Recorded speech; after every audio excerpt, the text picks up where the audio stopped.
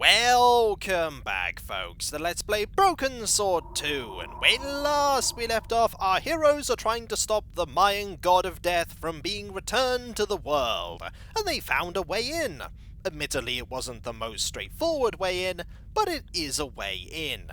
Right now, George and Nico are separated, and each one of the three heroes has one of the stones. We could go back the way we came with George. There was nothing up there, but nothing. Empty corridors and empty rooms. Nothing for you to take? There was nothing up there, but nothing. Empty corridors and empty rooms. You didn't even find anything to put in your inventory. That said, we still have our lucky piece of coal. It was my lucky piece of coal. Maybe this thing will help us save the world! Either way, we need to find our way out of this dead end, and further into the heart of this complex, and here is a torch. There was a torch in a sconce by the doorway. We should have a look around first before we take that. You never know, there might be something ominous. There is nothing ominous. There was something interesting lurking in the shadows, but I couldn't make out what it was. Hint, hint, you're going to need a lit torch to figure out what's going on here. A really creepy statue. The figure held a skull and a bowl, probably for a heart to go in. Yuck!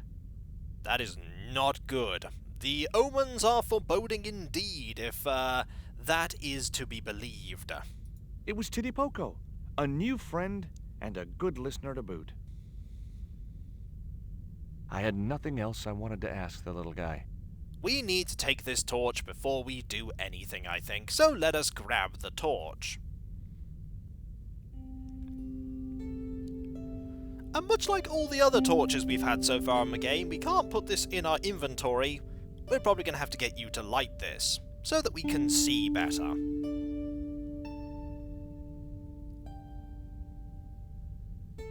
Let's ask about lighting the torch. Look, I need to light this torch. Can you do something clever with a couple of sticks, or flint and tinder, or...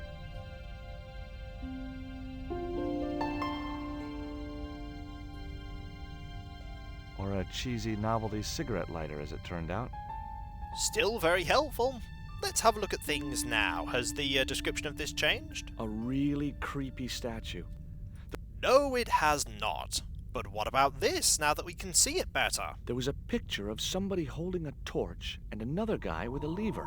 The lever was real. Well, why don't we use it?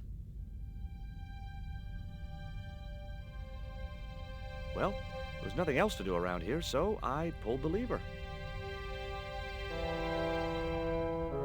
Nothing's happened. Oh, I hate that. Don't you hate that? Tidipoko? Oh my...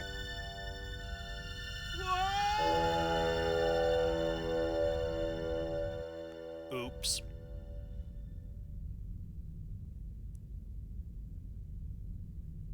Great. I had no idea where I was, no idea where the others had got to, and time was running out to stop Karzac. Still, I wasn't dead yet, so it wasn't all bad news. There is an upside. That means that we can potentially stop the end of the world. The torch didn't look like it was going to burn for much longer. Hopefully just long enough that we can get out of here.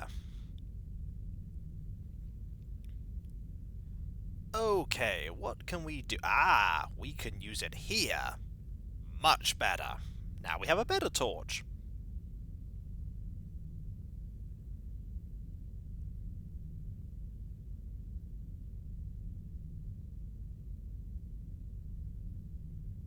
Let us grab the much better torch.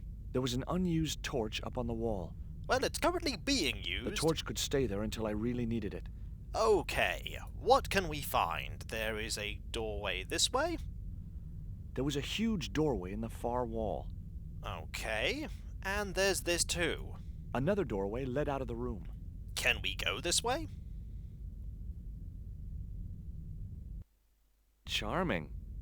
It leads to here. Fair enough, there is another room. Lovely. Looks like my school gym teacher. Can we take anything from here? The statue looked like it doubled as an incense burner. Okay, and there's this way we can go as well. Another huge stone doorway. Are there more things that we can activate? These look like more switches. To the left of the door was a stone lever. Okay. There was a stone lever to the right of the doorway. Can we go this way? Every time I think this place can't get any spookier, it does. Oh, it's certainly getting spookier. How rapoosh. The carving reminded me of Lane for some reason. Anything we can do with it? There was nothing I could do to the carving, even if I'd wanted to, which I didn't. And there are more switches. There was a lever mounted on the wall. Okay. Another one of those stone levers. Can we go this way? I get the feeling we should be doing stuff with the various levers. Maybe, activating them? And that brings us back to here. Do we need to activate every single one of them? Because there's one here. There was a lever on the wall. What if we use it? A stone slab that must have weighed tons sealed the door. Okay, we can't go that way now. Another doorway led out of the room. Let's go this way now. I think we need to activate all of these. That door is now closed, so we can't go that way. But what if we were to close this door somehow, which would then open up this door? At least I hope it will. Let's try this one.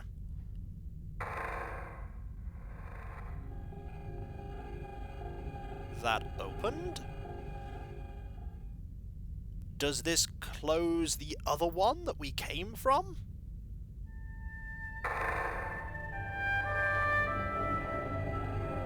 Now that closed that one. Okay. Now there's this one here. If we close the way we came, does that change anything?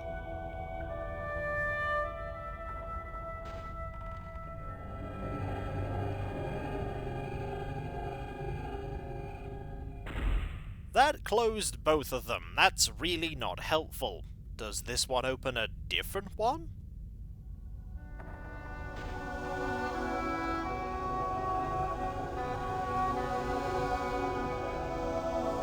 Okay, that's the way I've already been. So what if I use this one again and that one closes and this one opens?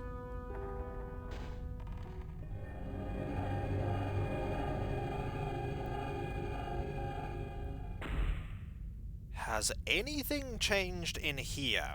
I highly hope something has changed. Yes, finally. I'm out of here. Excellent, we have found a way forward. That wasn't a really difficult puzzle.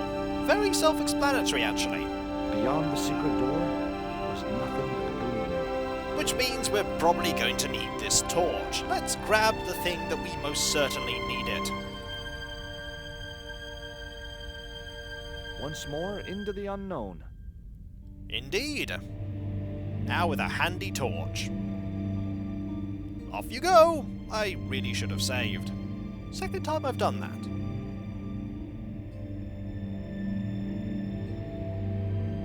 Okay, this certainly looks like an ominous end-of-game scenario if ever I've seen one. There's something on the wall here. There was a lever camouflaged within the wall design. That's handy.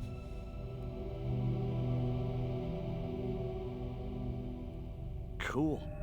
Onwards and downwards, Mr. Stobart. This doesn't look good.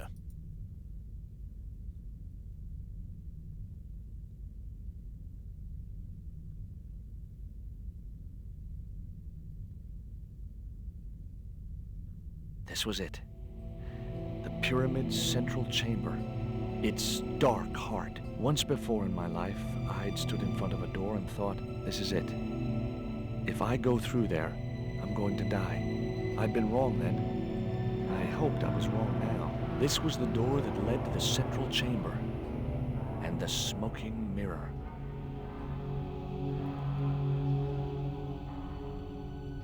Here goes nothing, George. Good luck.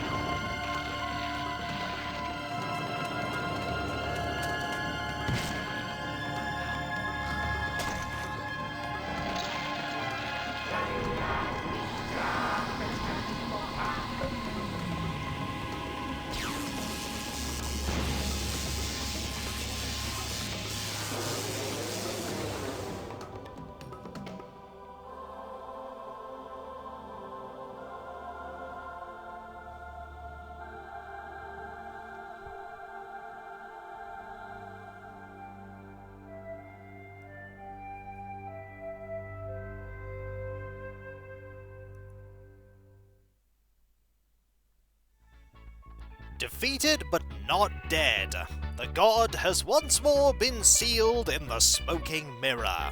And that concludes Broken Sword 2, the smoking mirror, and that ending was a little anticlimactic in a way. I was expecting something for me to do, or a fight scene that was more dramatic, or a declaration from Karzac that the world would end and everything would be under the God of Death's rule.